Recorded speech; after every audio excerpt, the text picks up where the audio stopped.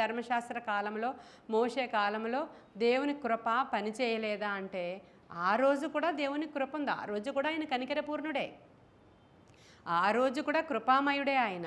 మనము చూస్తాము రాహాబు అనేటువంటి వేశ్యని చూసామా. ఆవిడేం చేసింది, యెహోషువ గ్రంథంలో ఉంటుంది. ఆవిడేం చేసింది, ఆవిడ వృత్తే చాలా చెడ్డ వృత్తి.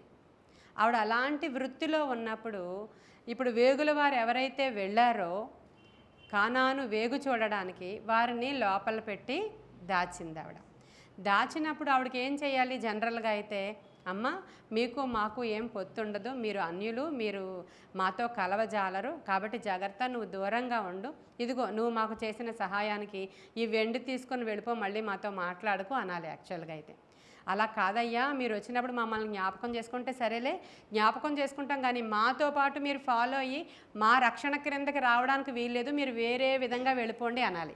అవునా కదా.